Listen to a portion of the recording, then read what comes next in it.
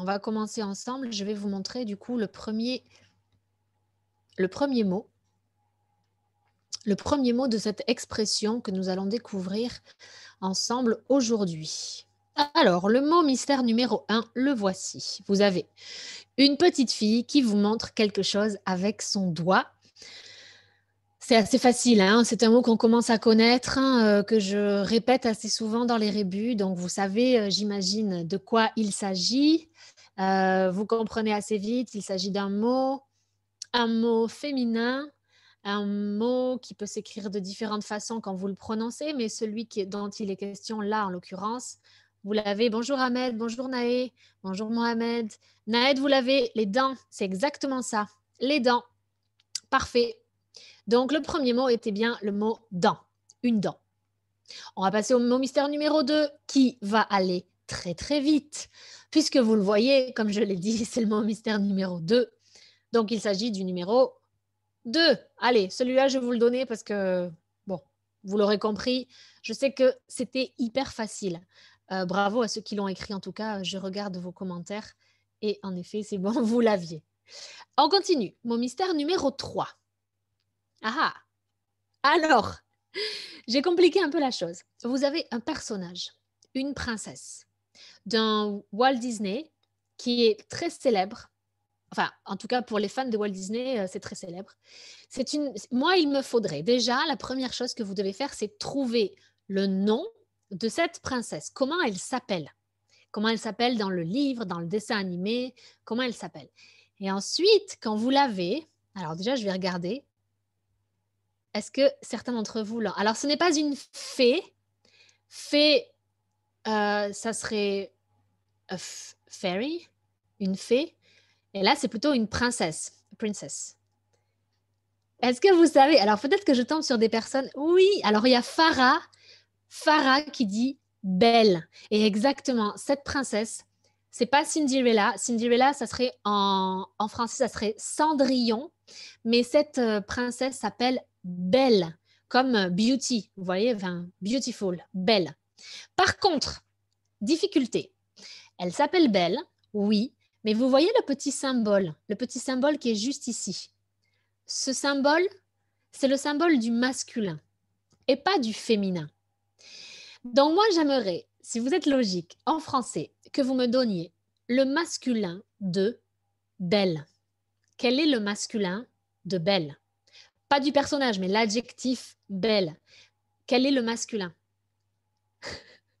Je ne sais pas si vous comprenez mon mécanisme. Si je vous dis c'est une belle femme, comment vous allez dire? C'est un homme. Oui, Ahmed, bravo. C'est un homme qui est beau. Exactement. Beau. C'est belle au masculin, donc c'est beau. Et on passe donc, bravo à ceux qui ont trouvé, au quatrième mot mystère qui est ceci. C'est un objet.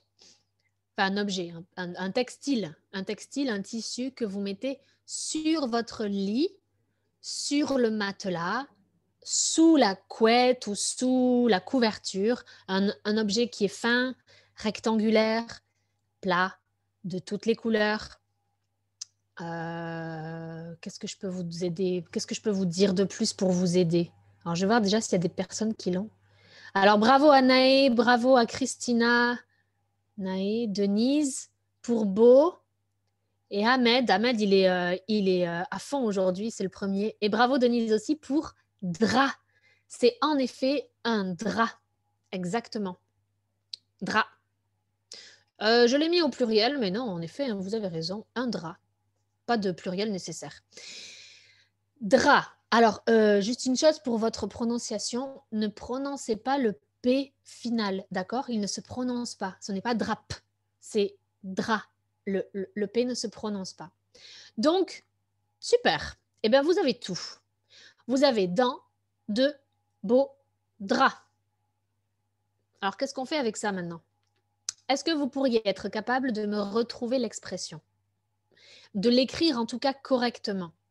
Est-ce que parmi vous, certaines personnes ont déjà entendu cette expression? Une expression qui est liée au drap. Alors, je regarde. Le drap. Non, pas le drap, mais Naé, c'est le drap. Le masculin, L-E, un drap. Alors, est-ce que vous avez déjà entendu parler de ça?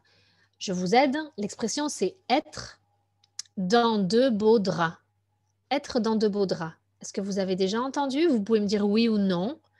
Si c'est oui, ben peut-être vous pouvez l'écrire dans votre commentaire Facebook. Et sinon, vous me dites juste non. Et puis, je vais vous aider. C'est une expression, le drap. Oui, le drap, Naé. Super. Alors, je vous explique un peu. Être donc dans de beaux draps. Voilà comment l'expression s'écrit, être dans de beaux draps. Je vous explique un peu d'où vient cette expression. C'est plutôt une histoire de l'expression avant de vous demander exactement à quoi ça correspond. Les draps, donc, à l'époque, ils ont longtemps désigné les habits, d'accord? Clothes. Jusqu'à la fin donc du XVIIe siècle, mettre un homme en beau drap blanc ou mettre une femme en beau drap blanc signifiait donc le critiquer. D'accord? C'était comme si vous mettiez des draps sur les personnes et ça signifiait le critiquer. Être dans de beaux draps blancs, ça voulait donc dire que la personne, on était sujet aux moqueries, aux insultes, aux critiques, que la personne qui était habillée de draps, même blancs, était donc victime des moqueries, que l'on était donc dans une mauvaise situation, une situation qui n'était pas très confortable. Aujourd'hui, on a supprimé l'adjectif blanc. Le mot blanc n'existe plus. Il a disparu, mais le sens de l'expression n'a pas changé. Et on dit donc d'une personne, ouf, elle est dans de beaux draps. C'est ironique en fait, c'est totalement sarcastique. Ce n'est pas du tout de vrais beaux draps, c'est totalement ironique.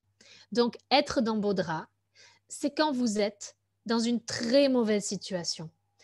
Quand vous ne pouvez pas sortir d'un problème ou quand vous vous retrouvez dans un contexte très compliqué.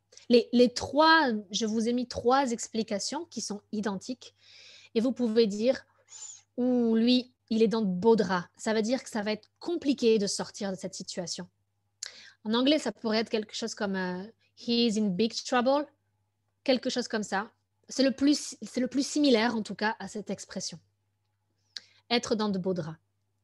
Parfois même, vous avez être dans de sales draps, dirty. Dans de sales draps, c'est vraiment, vraiment compliqué. Donc voilà. Est-ce que c'est utilisé en commun, Ahmed?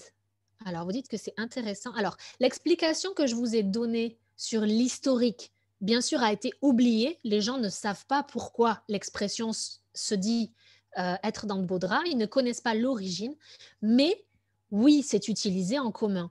C'est utilisé de manière familière, dans une situation ironique, quand vous êtes avec une personne et que vous voulez dire: «Ouh, toi, tu es dans une mauvaise situation, tu es dans de beaux draps, ça va être difficile de sortir de ça». Oui, ce n'est pas du tout vulgaire, pas du tout.